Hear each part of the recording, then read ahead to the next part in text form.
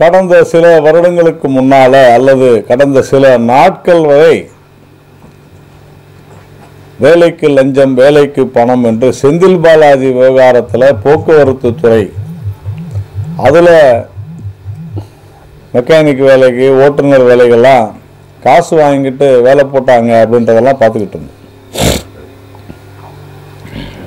அந்த அலை ஓய்வதற்கு முன்னாலே இப்பொழுது புதிதாக இன்னொரு மிகப்பெரிய மோசடி, லஞ்சம், ஊழல்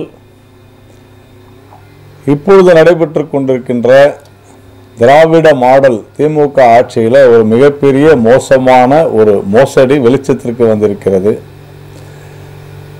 இந்த குற்றச்சாட்டை சொல்லி இருப்பது அரசியல் கட்சிகளோ அல்லது சமூக ஆர்வலர்களோ அல்லது தனி மனிதர்களோ பாதிக்கப்பட்டவர்களோ அல்ல. இந்த குற்றச்சாட்டை சொல்லியிருப்பது இந்த நாட்டினுடைய மிக மிக முக்கியமான மத்திய அமைப்பான அமலாக்கத்துறை, நம்முடைய நகராட்சி நிர்வாகம் மற்றும் குடிநீர் வழங்கல் துறை. இந்த துறையில் பணி கிடைப்பதற்காக, பணி கொடுப்பதற்காக ஒவ்வொருவரிடமும் 25 லட்சத்திலிருந்து 35 லட்சம் ரூபாய் மோசடி நடைபெற்றது. லஞ்சம் வாங்கி கொண்டு அந்த பணியினை வழங்கினார்கள் என்பதாக சொல்லப்பட்டிருக்கிறது. அந்த பணி ஆணையை கூட நம்முடைய முதலமைச்சர் திரு மு க ஸ்டாலின் அவர்கள் வழங்கிய பல்வேறு புகைப்படங்களை நாம் பார்த்திருக்கிறோம். இப்படி அரசு வேலை கொடுப்பதற்கு, கிடைப்பதற்கு லஞ்சம் கொடுத்தால்தான், லஞ்சம் வாங்கினால்தான் வேலை கிடைக்கும் என்கின்ற ஒரு மோசமான சூழ்நிலை நிலவுகிறது. கடந்த ஏப்ரல் மாதம் அமலாக்கத்துறை இந்தியன் ஓவர்சீஸ் வங்கி கொடுத்த ஒரு புகாரில் சிபிஐ விசாரித்த சிபிஐ வழக்கில் முறைகேடாக அவர்கள் அளித்த கடனை முறைகேடாக பயன்படுத்தினார்கள் என்கின்ற புகாரின் அடிப்படையில் அமைச்சர் KN நேருவினுடைய மகன் மற்றும் அவருடைய சகோதரர் வீட்டில் நடைபெற்ற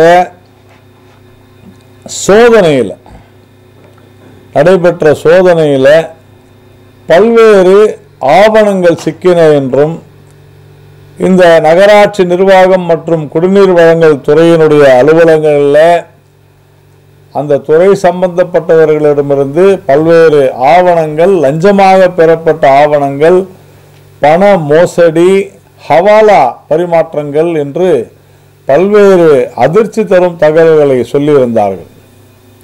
இன்றைக்கு கிட்டத்தட்ட 250 பக்க அளவிற்கு இந்த மோசடி குறித்து நம்முடைய அமலாக்கத்துறை காவல்துறை தலைவருக்கு, இன்னைக்கு தமிழக காவல்துறை தலைவருக்கு கடிதம் எழுதியிருப்பது உண்மையிலேயே இந்த அரசாங்கத்திற்கு சிறிதளவேனும் மனசாட்சி இருக்கிறதா என்பதை கேட்க தோன்றுகிறது. மிக முக்கியமாக இந்த துறையினுடைய செயலாளர் கார்த்திகேயன் அவர்கள் இது போன்ற ஒரு கடிதம் வந்திருப்பதையே அவர் மறுத்திருக்கிறார். He has denied receiving any letters.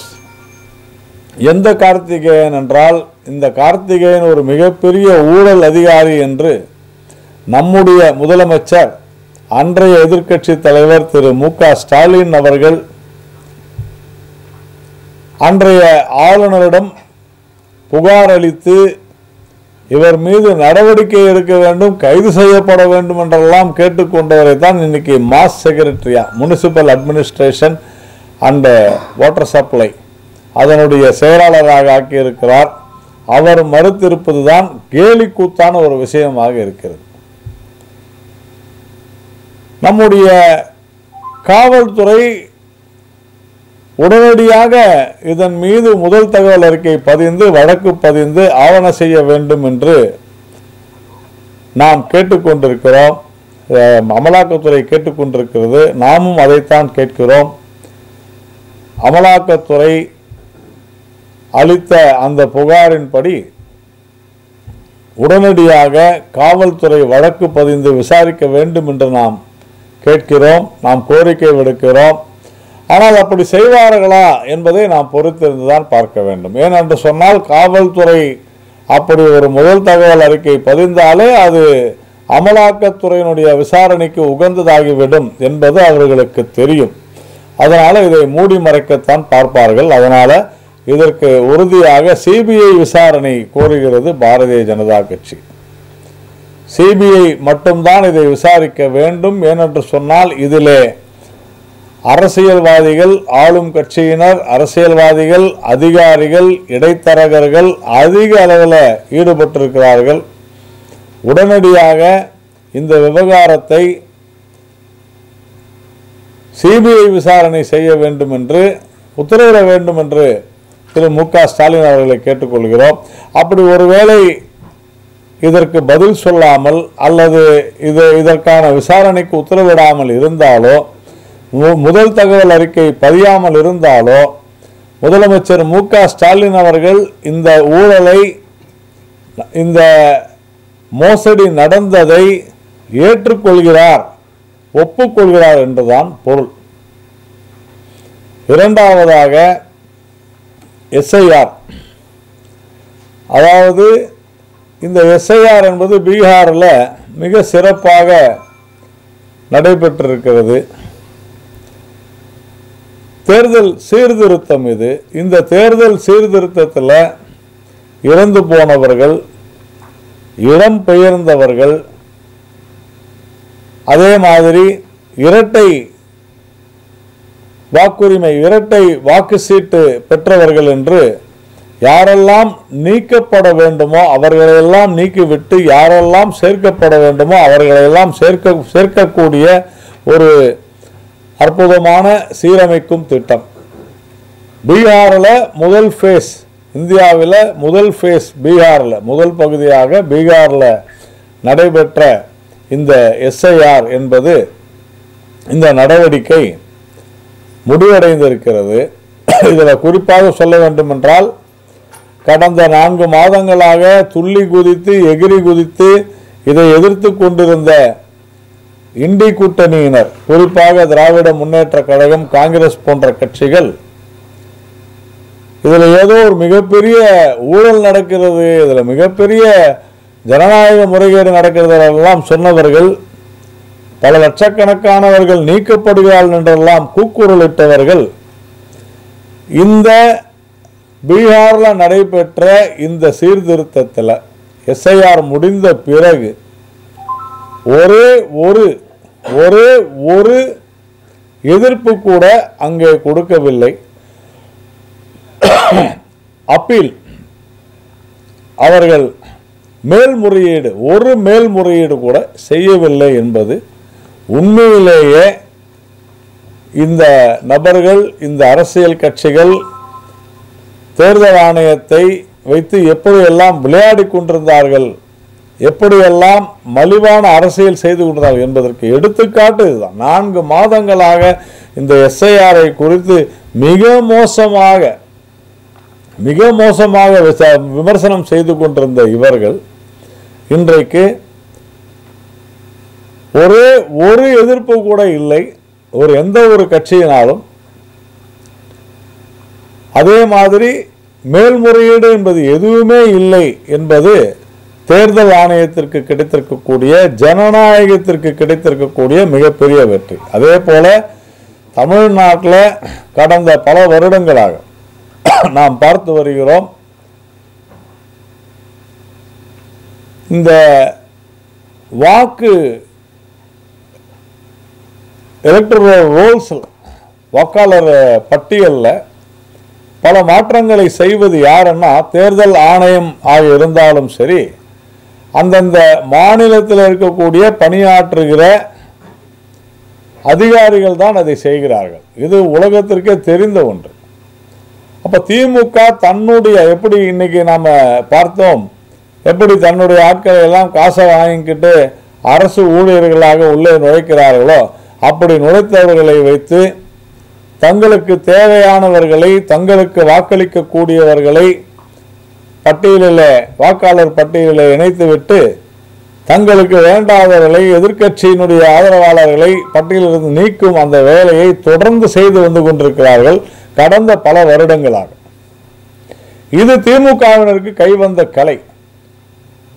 இந்த எஸ்ஐஆர் என்கிற இந்த நடவடிக்கை உடனடியாக தமிழகத்தில் அமலுக்கு வந்துவிட்டால் தாங்கள் சேர்த்த வாக்காளர்களை நீக்கிவிடுவார்களோ, தாங்கள் நீக்கிய வாக்காளர்கள் உண்மையான ஒரிஜினல் வாக்காளர்கள் மீண்டும் சேர்ந்து விடுவார்களோ, அல்லது தாங்கள் எதிர்பார்க்கும் போலி வாக்காளர்களை நுழைக்க முடியாதோ என்கிற ஐயப்பாட்டோடு அதை எதிர்க்க துணிந்திருக்கிறது திராவிட முன்னேற்ற கழகம்.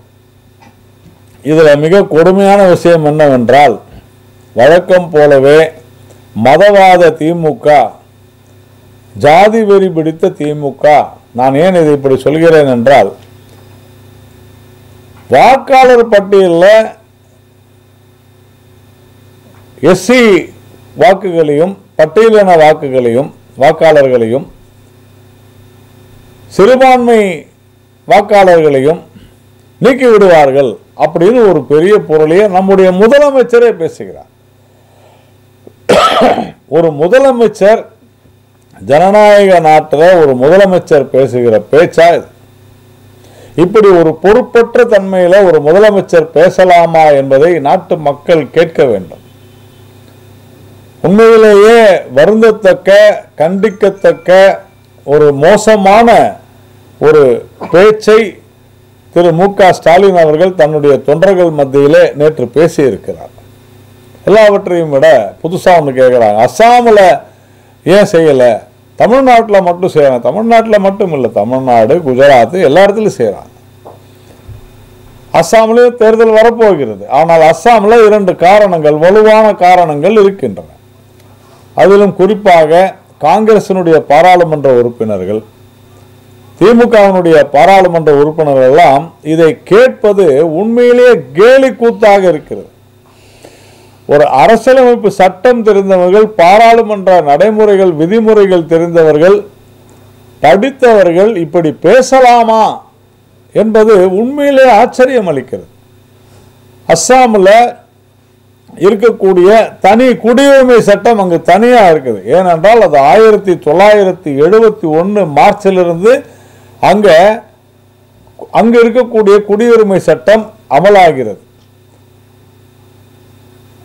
இந்தியா முழுக்க 1950 ஜனவரி 26 நம்முடைய குடியரசு தினம் அன்று. ரெண்டுத்துக்கு வித்தியாசம் இருக்கு. கிழக்கு பாகிஸ்தானிலிருந்து வந்த பிறகு அவர்களை இங்கு நாம் சேர்த்த பிறகு, அவர்களை நாம் இங்கே சேர்த்த பிறகு அந்த நிலை வேறு, இந்தியாவில் இதர மாநிலங்களில் வேறு. இந்த ஒரு சாதாரண விஷயம் கூட தெரியவில்லை என்று சொன்னால், அதே போல என்ஆர்சி, தேசிய குடியுரிமை பதிவேடு, இந்தியாவில் அஸ்ஸாமில் இது இருக்குது. அதை கொண்டு வந்ததே காங்கிரஸ் கட்சி. அதனுடைய முக்கியமான விஷயங்கள் அனைத்துமே இப்பொழுது உச்சநீதிமன்றத்தில் வழக்காக நடந்து கொண்டிருக்கிறது.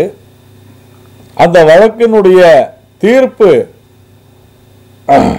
வெகு விரைவிலே வரப்போகிறது. அதனால அந்த தீர்ப்பின் அடிப்படையில் இப்போ ஒரு எஸ்ஐஆர் செய்துவிட்டு அந்த தீர்ப்பு எப்படி வருகிறதோ அதை பார்த்துவிட்டு மற்றொன்று செய்ய முடியாது என்கிற காரணத்தினால தேர்தல் ஆணையம் காத்திருந்து எஸ்ஐஆர் அங்கே அமல்படுத்துவதை தள்ளி போட்டிருக்கலாம். இது ஓரளவுக்கு அரசியல் ஞானம் உள்ளவர்களுக்கு, ஓரளவுக்கு அரசியல் அறிவு உள்ளவர்களுக்கு புரியும், தெரியும். ஆனால் இது தெரியாமல் சில பாராளுமன்ற உறுப்பினர்கள் கூட, திமுக மற்றும் காங்கிரஸ் கட்சியை சேர்ந்தவர்கள் இப்படி பேசுவது என்பது உண்மையிலேயே ஒரு வியப்பை அளிப்பதில்லை, மாறாக அரசியலை எவ்வளவு மலிவாக இவர்கள் செய்து கொண்டிருக்கிறார்கள் என்பதைத்தான் உணர்த்துகிறது. மூன்றாவது விஷயம், கடந்த ஒரு வார காலமாக சென்னையில் பள்ளிக்கரணையில் மார்ஷ்லேண்ட்ஸ் நாம் தொடர்ந்து சொல்லி வருகிறோம். சுற்றுப்புற சூழல் என்பது மிக மோசமாக பாதிக்கிறது. 2015 21 எவ்வளவு நாட்கள் மழையினால் மக்கள் பட்ட அவ்வளவு அவதிகள் சொல்லி மாளாத அளவிற்கு மிக மோசமாக இருக்கிறது. உலகம் முழுவதிலும் இந்த ஈர நிலங்களை, வெட்லேண்ட்ஸ், இதை பாதுகாக்க வேண்டியது நம்முடைய கடமை, அரசினுடைய கடமை, மக்களுடைய கடமை. மக்களின் பாதுகாப்புக்காக நாம் செய்ய வேண்டிய கட்டாயத்திலே இருக்கிறோம். 1971 ராம்சார் ஒப்பந்தம், ராம்சார் கன்வென்ஷன் என்று சொல்வார்கள். முதலிலே அரசியல்வாதிகள், ஊடகங்கள் இருப்பவங்கள் எல்லாம் ராம்சார் ஒப்பந்தத்தை தயவு செய்து படியுங்கள். நாம் இந்த ஈர நிலங்களை பாதுகாக்க வேண்டியது நம்முடைய கடமை. மக்களை அது காப்பாற்றும், சுற்றுச்சூழலை காப்பாற்றும். அதையெல்லாம் தாண்டி 2022 ஆண்டு மிக தெளிவாக ராம்சாருக்கு நாம் மத்திய அரசினுடைய சேட்டலைட் பிக்சர், அதுல ராம்சார்ல இந்த பள்ளிக்கரணை தற்பொழுது இந்த பிரிகேட் என்று சொல்லக்கூடிய இந்த நிறுவனம், பிரிகேடு நிறுவனம் கிட்டத்தட்ட 2000 கோடி ரூபாய் செலவில் 1250 அடுக்குமாடி குடியிருப்புகளை கட்டுவதற்காக 14 ஏக்கர்ல அவர்கள் செய்திருக்கக்கூடிய, இந்த அரசாங்கம் அனுமதித்திருக்கக்கூடிய அந்த சர்வே நம்பர், அந்த புல எண் அனைத்தும் குறிப்பிட்டு மத்திய அரசாங்கத்தினுடைய சேட்டலைட் மூலமாக பதிவு செய்யப்பட்டு அனுப்பப்பட்டிருக்கிறது. இதை ஏற்றுக்கொண்டிருக்கிறது தமிழக அரசு. சமீபத்தில் சிஎம்டிஏ இதே மேப்பை அங்கீகரித்திருக்கிறது. அதிலையும் இந்த சர்வே நம்பர் இருக்கிறது, கடந்த ஏப்ரலில். இப்படி தான் ஒப்புக்கொண்ட விவகாரத்தை, இது பட்டா நிலம் என்பதை யாரும் மறுக்கவில்லை. இது ஒரு சிலருடைய பட்டா நிலமாக இருக்கலாம். ஆனால் ராம்சார் நிலத்தில் கட்டிடங்கள் எழுப்பக்கூடாது, அதை எந்த கட்டிடமும் அங்கே வராமல் பாதுகாக்க வேண்டிய பொறுப்பு அரசாங்கத்திற்கு இருக்கிறது. நோட்டிபிகேஷன்லாம் கொடுக்க வேண்டிய அவசியமே கிடையாது. ஏனென்றால் பல ஆண்டுகளுக்கு முன்னாலேயே இது நோட்டிஃபை செய்தாகி விட்டது, அறிவிக்கை கொடுத்தாகி விட்டது. எனக்கு தெரியாது, உங்களுக்கு தெரியாது அப்படின்ற கதையே கிடையாது. எவ்வளவு மோசமாக இந்த அரசாங்கம் நடந்து கொண்டிருக்கிறது என்று சொன்னால், என்னைக்கு சார் 3 நாள்ல சிஎம்டிஏ ஒரு உத்தரவை உடனடியாக 3 நாள்ல எப்படி அனுமதி கொடுப்பாங்க? ஆனால் இங்கே நடந்திருக்கிறது.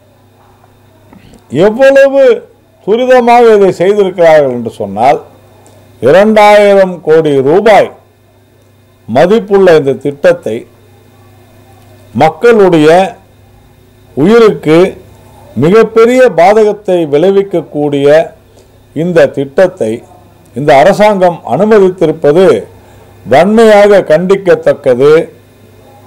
இதில் குழப்பத்தை ஏற்படுத்த முயற்சிக்கிறார்கள். ஏதோ இது ராம்சார் நிலத்திற்கு, மார்ஷ்லேண்ட்ஸ் சதுப்பு நிலங்களுக்கு பின்னால 1.25 கிலோமீட்டர் தள்ளி இருக்குதுன்னு சொல்றாங்க. இல்லை, நான் ஏற்கனவே சொன்னது போல சிஎம்டி ஆகட்டும், மத்திய அரசினுடைய சட்டத்திற்கு உட்பட்டு, விதிகளுக்கு உட்பட்டு 2022 நான் என்னிடம் அந்த சட்ட விதிகளை தான் வைத்திருக்கிறேன். 2022 சொல்லப்பட்டிருக்கக்கூடிய விதிகளின் படி யாரும் அந்த இடத்துல ஒரு செங்கலை கூட வைக்கக்கூடாது, வைக்க முடியாது.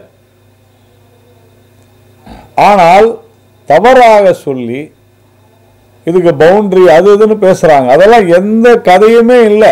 இது முழுக்க முழுக்க ராம்சார் நிலத்துக்குள் இருக்கிறது.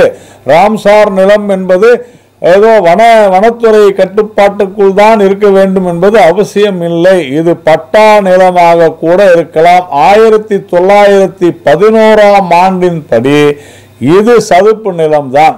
அதுக்கு பிறகு 1000 ஃப்ராடு நடந்திருக்கும், அப்புறமா அவங்க வாங்கியிருக்கலாம், அதெல்லாம் நடந்திருக்கலாம், நாம் அதையெல்லாம் மறுக்கவில்லை. ஆனால் 2022க்கு பிறகு இங்கே ஒரு செங்கல்லை கூட உதயநிதி நினைச்சா கூட போய் ஒரு செங்கல் எடுத்துட்டு வர முடியாது. அந்த அளவிற்கு இந்த சட்டம் மிக தெளிவாக, இந்த விதிகள் மிக தெளிவாக இருக்கிறது. நேற்றைய தினம் தமிழக அரசு ஒரு அறிக்கை கொடுக்கிறது. என்னன்னு கொடுக்குது? இது மார்ஷ்லேண்ட்ஸில் இல்லை அப்படின்னு சொல்லி கொடுக்குது. மார்ஷ்லேண்ட்ஸில் தான் இது இருக்குதுன்னு யாரும் சொல்லவே இல்லை. ராம்சார் நிலங்களில் இருக்குதான்னா இருக்குது. அதை சொல்லலை தமிழக அரசு. ராம்சார் நிலம் என்பது மிக தெளிவாக கோடிட்டு மிக மிக மிக தெளிவாக காண்பித்திருக்கிறது. இதில் சட்ட விதிமீறல்கள் இருக்கிறது. இதில் மிகப்பெரிய ஊழல் நடைபெற்றிருக்கிறது. உடனடியாக இந்த அரசாங்கம் இந்த அனுமதியை திரும்ப பெற வேண்டும், ரத்து செய்ய வேண்டும். நான் என்ன சொல்றேன், ஒரு ஆலோசனையாக கூட நான் சொல்லலாம். ஒருவேளை இந்த அரசாங்கத்திற்கு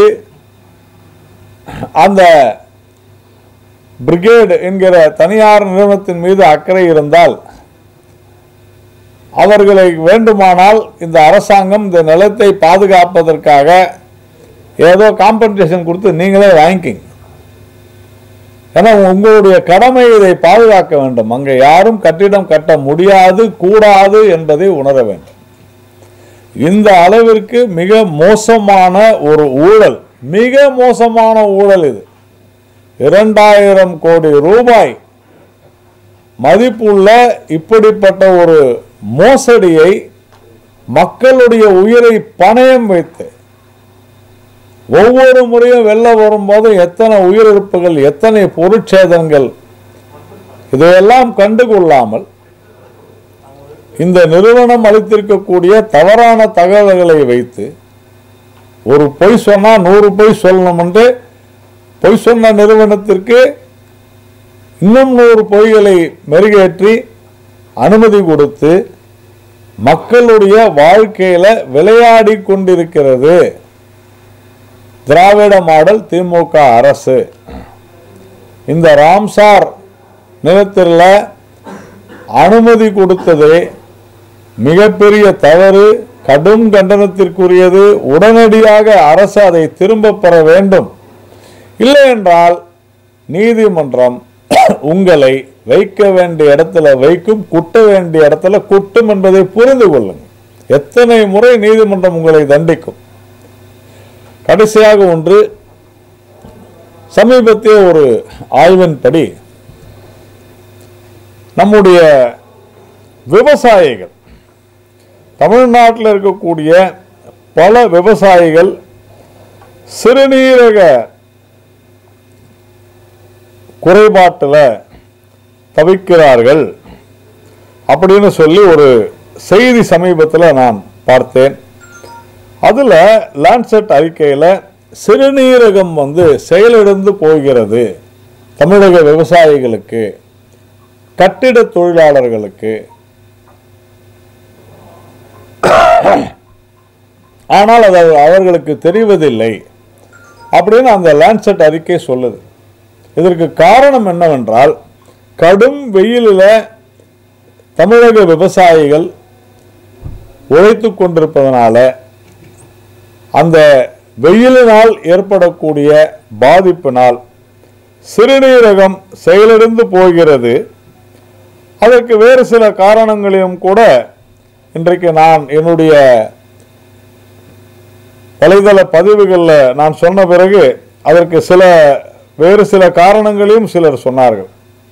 ரசாயன பயன்பாடு, அதனுடைய வாசனையின் தாக்கம் கூட இதற்கு காரணமாக இருக்கலாம் என்று கூட சில பேர் சொன்னார்கள். எது எப்படியாக இருந்தாலும் நம்முடைய விவசாயிகள் தமிழ்நாட்டில் பெரும்பாலானோர் சிறுநீரக செயலிழந்து போகக்கூடிய அளவிற்கு, அதிலும் அது அவர்களுக்கு அந்த அறிகுறி தெரிவதற்கு முன்னாலேயே அந்த செயல்பாடு குறைகிறது என்கிற அந்த தகவல், அந்த செய்தி அதிர்ச்சி அளிக்கிறது. அதனால் தமிழக அரசு, தமிழக முதலமைச்சர் மு.க. ஸ்டாலின் அவர்கள், சுகாதாரத்துறை அமைச்சர் மா. சுப்பிரமணியம் அவர்கள் உடனடியாக இதை கவனத்திலே கொண்டு தமிழகத்தில் இருக்கக்கூடிய கிராமங்களில் இருக்கக்கூடிய விவசாயிகள், விவசாய கூலிகள், விவசாய தொழிலாளர்கள், இவர்கள் அனைவரையும் முழு சோதனைக்கு, இரத்த பரிசோதனைக்கு உட்படுத்தி அவர்களுக்கு ஏதேனும் குறை இருந்தால் உடனடியாக இதை நிவர்த்தி செய்ய வேண்டும். அவர்களுக்கு பரிசோதனை செய்து சிகிச்சை அளிக்க வேண்டும். அவர்களுக்கு இந்த சிறுநீரக கோளாறு ஏற்படாது தடுப்பதற்கு என்ன செய்ய வேண்டும் என்பதையெல்லாம் அறிவுரை சொல்லி அவர்களுக்கு முன்னெச்சரிக்கை செய்ய வேண்டும். அதற்கான வழிமுறைகளை கையாள வேண்டும். நான் மத்திய அரசாங்கத்தினுடைய REC லிமிடெட் என்கிற நிறுவனத்தின் மூலமாக நான் அதில் ஒரு டைரக்டராக இருக்கிறேன், இயக்குனராக இருக்கேன், அலுவல் சாரா இயக்குனராக பணியாற்றுகிற காரணத்தினால அதன் மூலம் தமிழ்நாட்டிற்கு இதுவரையிலும் 10 மொபைல் மெடிக்கல் யூனிட், நடமாடும் மருத்துவமனைகளை வழங்கியுள்ளோம்.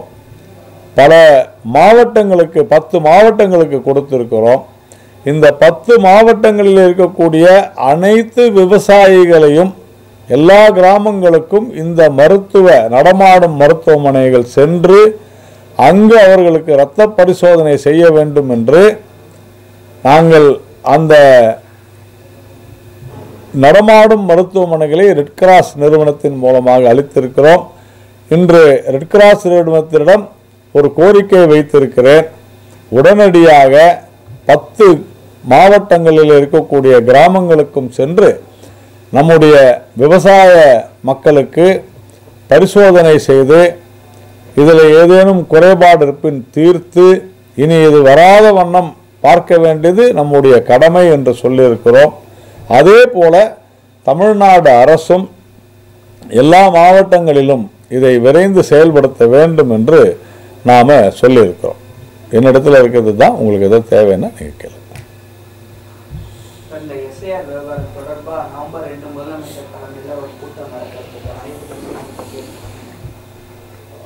Sir, SIR is very very clean.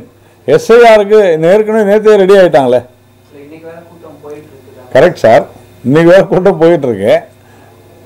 இன்னைக்கு வேற கூட்டத்திற்கு முன்னாலே நேற்று ஒரு கூட்டம் நடத்திட்டாங்களே, திமுகவே நடந்துருச்சு மகாபலிபுரத்தில். எப்படி SIR-ஐ நாம் கையாளணும்ட்டு.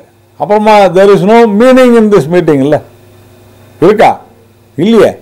நேற்று SIR பற்றி பேசுகிறாங்க, அதை எப்படி ஹேண்டில் பண்ண, எப்படி கையாள வேண்டும் என்று முதலமைச்சர் தன்னுடைய தொண்டர்களுக்கு சொல்கிறார். அப்படின்னு என்ன அர்த்தம்? SIR-ஐ ஸ்டாப் பண்ண முடியாது அப்படின்றது முதலமைச்சருக்கு தெரியும். SIR வேண்டும் என்பதும் தெரியும்.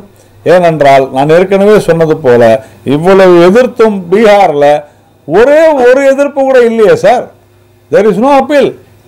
நீங்கள் எலெக்ஷன் கமிஷனருடைய இது எடுத்து பாருங்க, there is no appeal.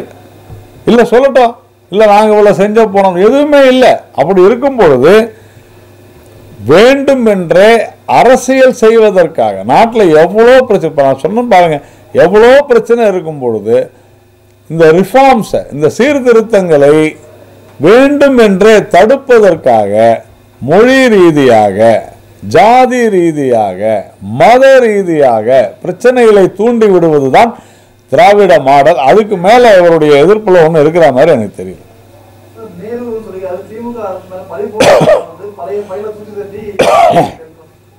எந்த பழைய ஃபைல்? அதுக்கு முந்தின ஆட்சியில் பண்ணன்றாரா? அதுக்கு முந்தின ஆட்சியில் பண்ணாராமா? பழைய ஃபைல அப்போ அதை வேற கண்டுபிடிக்கணும்.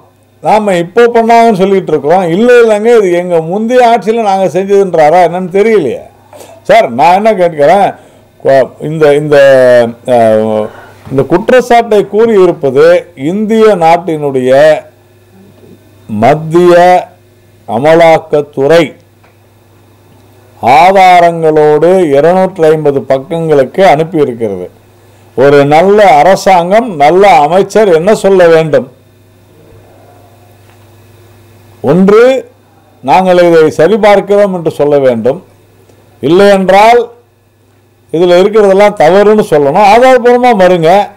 அதை விட்டுட்டு இது அரசியல் பழி வாங்கும் நடவடிக்கை என்பது மலிவான அரசியல் தான். அது தாண்டி வேற என்ன சொல்ல முடியாது. ஆனால் அதில் இவர் பழைய தூசி தட்டுறாங்கன்னு சொன்னாக்கா இன்னும் சந்தேகம் வலுக்கிறது. அப்போ ஏற்கனவே வெளிவராத ஊழல்கள் இன்னும் வெளிவருமோ என்கிற அச்சமும் நமக்கு இருக்கிறது.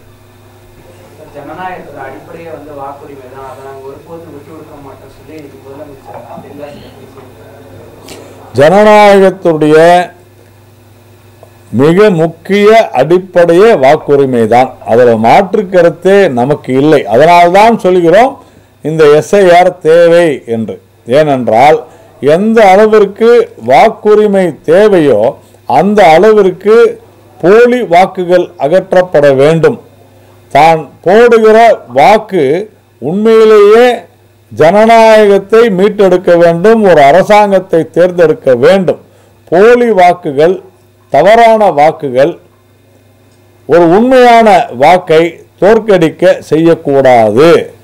இறந்து போனவர்களின் வாக்குகள், இடம் பெயர்ந்தவர்களின் வாக்குகள், ஊடுருவியவர்களின் வாக்குகள், 2 வாக்குரிமை பெற்றவர்களின் வாக்குகள், இது எல்லாமே அடிப்படை உரிமை என்று சொல்லப்படுகிற ஒரு வாக்குரிமை உள்ளவர்களுடைய வாக்குரிமையை பறிப்பதற்கு சமமானது. அதனால தான் நாம் இதை மிக தெளிவாக சொல்லியிருப்போம். உதாரணத்திற்கு நான் என்னுடைய பெயர் 2 தொகுதிகளில் இருந்துச்சு. மயிலாப்பூரில் இருந்துச்சு, பிறகு வேளச்சேரியில் வந்துச்சு. ஆனால் நாம் டெலீட் கொடுத்தோம், போகலை. ஆனால் மறுபடியும் தேர்தல் ஆணையம் சொன்ன பிறகு நாம் தெளிவாக எழுதி கொடுத்து எனக்கு எது நான் இப்பொழுது எங்கே இருக்கிறானோ அந்த வாக்குச்சாவடியில் என்னுடைய வாக்கை நான் நிறுத்தி கொண்டேன். இதுதான் நியாயமானது, இப்படித்தான் செய்ய வேண்டும். இதில் என்ன பிரச்சனை இருக்குது?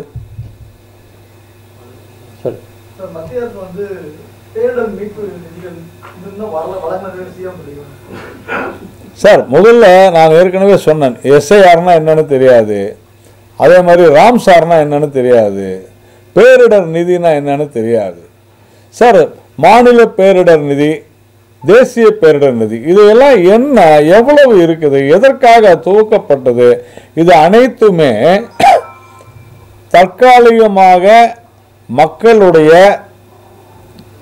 வசதிகளை, மக்களுடைய அந்த கஷ்டங்களை போக்குவதற்காக, அதாவது அந்த ஒரு 3-4 நாட்களுக்கு இருக்க இடம், உண்ண உணவு, உடை, இதற்காக செய்வதுதான் தேசிய பேரிடர் நிவாரண நிதி, மாநில பேரிடர் நிவாரண நிதி. மாநில பேரிடர் நிவாரண நிதியில் கூட 75 விழுக்காடு மத்திய அரசாங்கம் கொடுக்கிறது. இப்போ அதை தாண்டி ஏதேனும் பாதிப்பு ஏற்பட்டால் அது அந்தந்த துறை சார்ந்து அந்த வருட நிதிநிலை அறிக்கையில் ஒதுக்கப்படும். இதுதான் இந்தியா முழுவதும் நடைபெற்று கொண்டிருக்கிறது. இந்தியாவில் அதிகமாக மாநில பேரிடர் நிவாரண நிதி, தேசிய பேரிடர் நிவாரண நிதி வழங்கப்படுவது தமிழகத்தில் மிக அதிகமாக வழங்கப்படக்கூடிய ஒரு சில மாநிலங்கள். நான் அதிகமான தமிழ்நாட்டுக்கு தான் அதிகமாக வழங்கப்படும் சொல்ல, ஒரு சில, ஏன்னா இப்போ ஒடிசா அப்படின்னு பார்த்தீங்கன்னா அதிக பாதிப்பு இருக்கும், ஆந்திராவில் அதிக பாதிப்பு இருக்கும், ஆனால் தமிழ்நாட்டில் அதிக பாதிப்பு இருக்காது. ஏன் என்று சொன்னால் நாம் முன்னேறிய மாநிலம், நம்மகிட்ட அந்த அளவிற்கு பாதுகாப்பு ஏற்பாடுகள் பலமாக இருக்கும். இவ்வளவுதான் விஷயம். ஓகே. தேங்க்யூ.